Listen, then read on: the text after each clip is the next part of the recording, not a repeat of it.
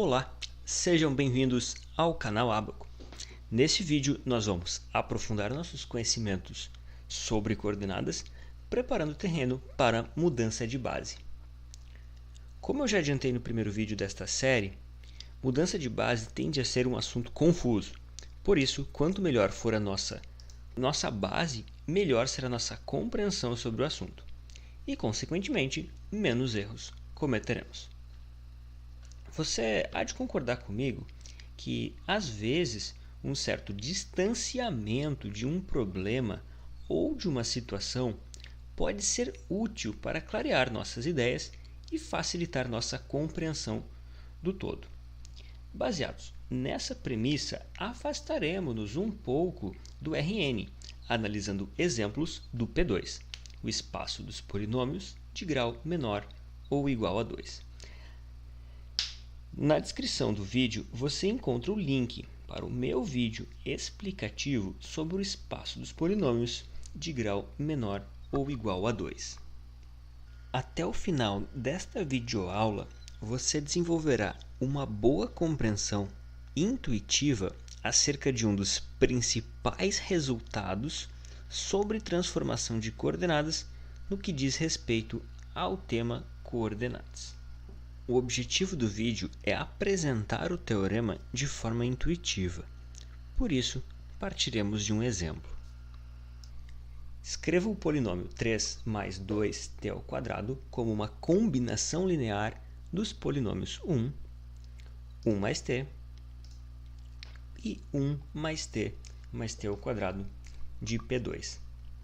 Então, em P2, nós queremos escrever o polinômio 3 mais 2t² com uma combinação linear de 1 mais t e 1 mais t².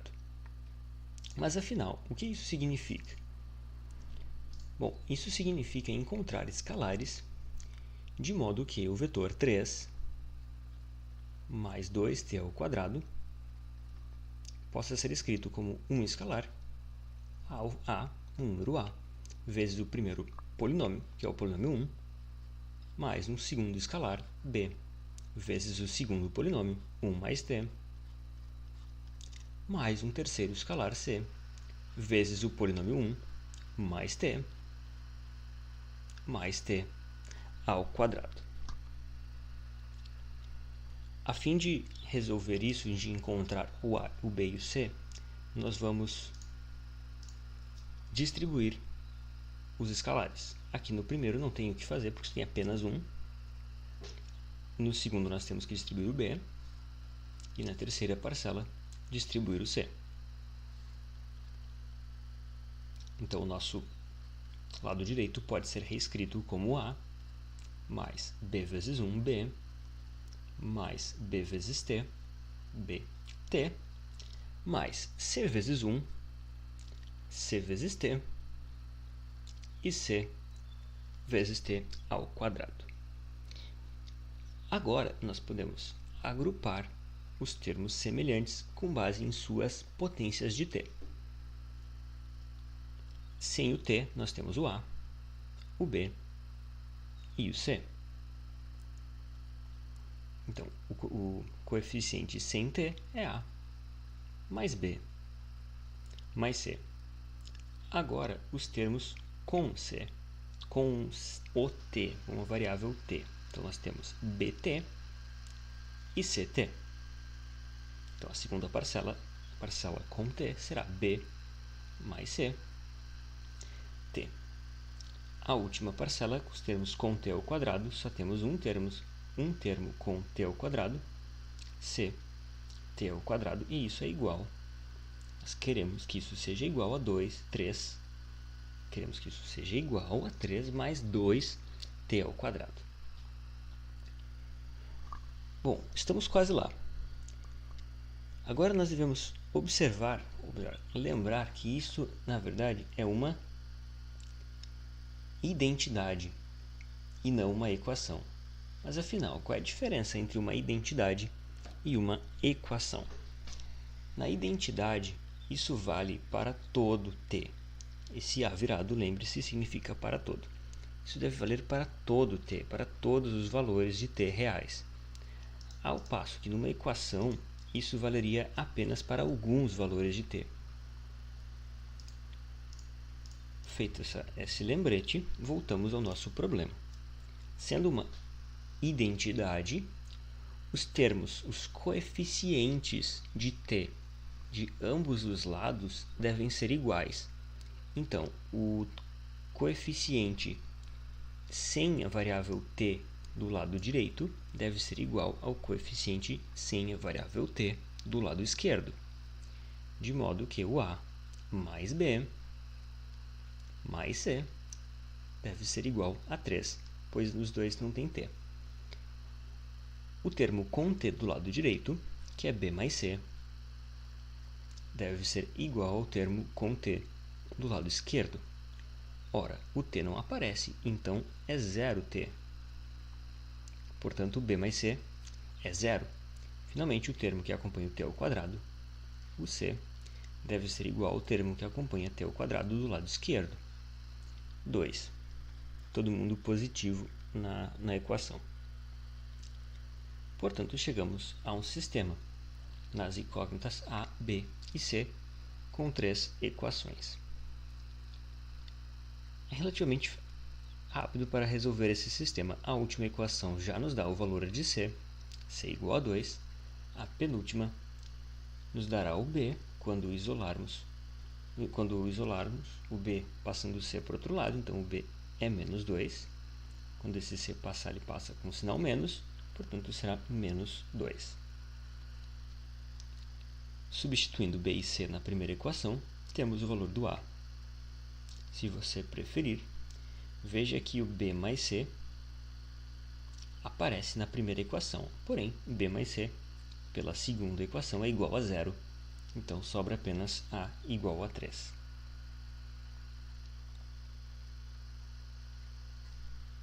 Resolvemos nosso sistema. A partir desta resposta, podemos escrever nossa combinação linear. O polinômio 3 mais 2t ao quadrado, e eu estou substituindo os valores de a, b e c na primeira equação que nós escrevemos. Então, 3 mais 2t ao quadrado será igual a a, que é 3 vezes o 1, mais o b, que é menos 2, com a regrinha de sinal menos 2, vezes o polinômio 1 mais t, mais, não haverá espaço aqui, vou pular para a linha de baixo, mais c, 2 vezes o polinômio 1, mais t ao quadrado. Essa era a combinação linear procurada. Escrevemos 3 mais 2t ao quadrado como combinação linear dos polinômios dados. Você pode fazer a checagem se preferir. Pause o vídeo e teste, veja se dá certo. Ok, resolvemos o problema. Mas esse exemplo servirá para chegarmos a conclusões interessantes acerca do P2 e das relações entre bases. Portanto, eu quero que você analise com um pouco mais calma o sistema ao qual nós chegamos. Quero propor uma análise mais detalhada desse sistema, por que nós chegamos até ele. Bom, aqui está o nosso sistema, nós vamos reescrevê-lo na forma matricial e na forma de uma matriz aumentada, como você pode ver. A do meio, esta daqui é a forma matricial do sistema, e aqui a representação usando uma matriz aumentada. Eu quero que você olhe com um pouco mais calma a primeira coluna desta matriz. Se você estiver mais acostumado a usar a matriz aumentada, não tem problema, a primeira coluna é a mesma. Por que apareceu 100 nesta coluna? Bom, para responder essa pergunta de forma correta, nós precisamos olhar de onde vem o 100. Ele vem da variável a do nosso sistema. Está associado à incógnita a. Bom, e por que tem apenas um a no nosso sistema? Aí nós temos que recorrer ao slide anterior. veja que o a aparece apenas uma vez, porque ele está multiplicando o 1. Não há t ao quadrado, é apenas 1. Então, o a aparece apenas uma vez. Por isso, 1, 0, 0. Se você prestar um pouco de atenção, verá que isso, na verdade, está intimamente relacionado ao primeiro polinômio, ao polinômio 1. Mais precisamente, 1, 0, 0 são as coordenadas do polinômio 1 na base canônica do P2. Qual é a base canônica do P2? É a base 1t e t ao quadrado. Ou seja, repetindo, na primeira coluna da nossa matriz, nós temos as coordenadas do polinômio 1 na base canônica, na base 1t e t ao quadrado. E de fato, veja, o 1 é uma vez o 1 da nossa matriz, vezes o 1, primeiro polinômio da base canônica, mais 0, segundo elemento da coluna, vezes t, segundo elemento da nossa base, mais 0, vezes t ao quadrado. Isso de fato dá 1. Então, nós escrevemos o 1 como uma combinação linear dos elementos da base canônica. Repetindo, na primeira coluna, nós temos as coordenadas do polinômio 1 na base canônica. Seguimos. O que aparece na segunda coluna? Do mesmo modo, na segunda coluna aparecem as coordenadas do polinômio 1 mais t na base canônica. De fato, você pode repetir a conta. 1 vezes 1 mais 1 vezes t, 1 vezes 1, mais 1 vezes t, mais 0 vezes t ao quadrado. O termo 0t ao quadrado não precisa aparecer, então nós temos apenas 1 mais t. Portanto, repetindo, na segunda coluna, nós temos as coordenadas do 1 mais t na base canônica de P2. Do mesmo modo, na terceira coluna, nós temos as coordenadas na base canônica do 1 mais t ao quadrado. Do lado direito, nossa igualdade, nós temos o polinômio 3 mais 2t ao quadrado, escrito na base canônica. Então, perceba, nós saímos de um problema no P2, que era encontrar uma combinação linear dos polinômios 1 mais 1, 1 mais t, 1 mais t ao quadrado, que dava um polinômio, o polinômio 3 mais 2t ao quadrado. E nós transformamos este problema original num problema de resolver um sistema linear via escalonamento. Ou melhor, nós chegamos a um problema dentro do R3. Isso mesmo, o R3. Como assim? Veja que, se você analisar apenas esse sistema matricial, ou na forma de uma matriz aumentada, se você preferir, você vai estar, na verdade, calculando os coeficientes A, B e C, que escrevem o vetor 3, 0, 2 como uma combinação linear dos vetores 1, 0, 0, 1, 1 e 0 e 1, 1 e 1. Isso mesmo, isso é um problema no R3 e não no espaço dos polinômios. Como assim? Vamos escrever isso melhor. Nós começamos com um problema no P2, que era escrever um polinômio como combinação linear de outros 3. E nós chegamos a um problema análogo, que era escrever um vetor do R3 como combinação linear de 3 vetores. E os dois problemas são equivalentes. Em que sentido? O que resolve o problema em P2, os coeficientes que resolvem o problema em P2 são exatamente os coeficientes que resolvem o problema em R3. De fato, os dois chegam ao mesmo sistema matricial, que é este do meio. E quem faz essa ligação? Quem transforma um problema dentro do espaço dos polinômios de grau menor ou igual a 2 em um problema do R3. Bom, quem faz isso é a nossa base canônica, a base 1t e t ao quadrado. No momento em que nós fixamos a base canônica, nós ganhamos a nossa transformação de coordenadas e esta transformação de coordenadas age no espaço dos polinômios, gerando vetores em R3 e transformando o nosso problema original dentro do P2 num problema dentro do R3. Você deve concordar comigo que isso é uma simplificação, uma vez que o espaço R3 parece-nos mais simpático do que o espaço P2 dos polinômios. Então, deveria ser mais simples resolver o problema no R3 do que resolver o problema em P2. E essa é a noção intuitiva do teorema que eu quero que você compreenda neste vídeo.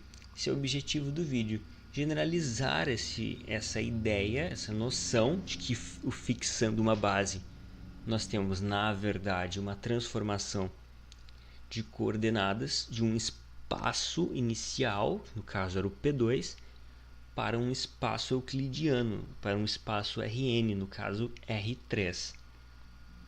Este é o nosso teorema. Já vamos proceder à leitura do teorema, esclarecendo alguns detalhes. O que aconteceu? O que foi indispensável para essa simplificação? Foi indispensável fixar uma base, mesmo que de forma inconsciente. De fato, se você parar para pensar um pouquinho, quando a gente começou a resolver o problema, nós não começamos dizendo seja 1t e t ao quadrado da base canônica de P2. A gente nem usou isso para resolver o problema. Nós não precisamos da base. Porém, foi útil. Foi ela que fez essa ligação. Então, usamos inconscientemente a base canônica. Então, a primeira coisa que nós precisamos estabelecer é uma base. Note que a base é finita. Então, fixamos uma base para o espaço vetorial. Veja que agora nós não estamos mais no P2, estamos no espaço vetorial V, arbitrário, genérico, nenhum específico, pode ser qualquer um, desde que tenha dimensão infinita. Então, a transformação de coordenadas, que pega um elemento do nosso espaço vetorial, que pode ser um vetor, um polinômio, uma matriz, enfim, uma função, qualquer coisa, e calcula suas coordenadas com relação à base, é uma transformada linear bijetora de V em Rn. Vamos esclarecer estas duas palavrinhas que aparecem, linear e bijetora. Linear significa, basicamente, que ela preserva os coeficientes das combinações lineares. Então, você pega um vetor dentro do espaço, um vetor que na verdade é a soma de dois vetores, e quando você calcula as coordenadas da soma desses dois vetores, você tem, no final das contas, as somas das coordenadas de cada um deles. Isso é o que diz o nosso teorema. Isso é o que diz o teorema quando ele afirma que a transformada é linear. Além disso, você pode tirar de dentro dos brackets os escalares. A outra palavra importante que aparece no nosso enunciado é bijetora. A transformação de coordenadas é bijetora. Bijetora tem o mesmo sentido, o mesmo significado de quando você estuda funções. Em geral, estudamos funções no primeiro ano do ensino médio. Porém, se você não viu ou já esqueceu por algum motivo, vale a pena revisarmos. Bijetora significa que todo elemento do teu espaço corresponderá a um único vetor de coordenadas. Esse único tem um sentido um pouco amplo aqui. O que eu quero dizer com isso? Que você pegar um vetor, por exemplo, o vetor 3 mais o polinômio 3 mais 2t ao quadrado do nosso exemplo anterior, ele corresponderá ao vetor de coordenadas 3, 0 e 2 na base B, dada pelos polinômios 1, t e t ao quadrado. Este é o único vetor dentro do espaço dos polinômios, dentro do P2, a ter coordenadas 3, 0 e 2. Nenhum outro vetor terá a mesma coordenadas que este. Além disso, isso é o que está dizendo vice-versa. Além disso, qualquer vetor que você pegar no R3, por exemplo, o vetor 2, menos 4 e 5, haverá um único polinômio que, quando você escreve na base B, dá o vetor 2, menos 4 e 5.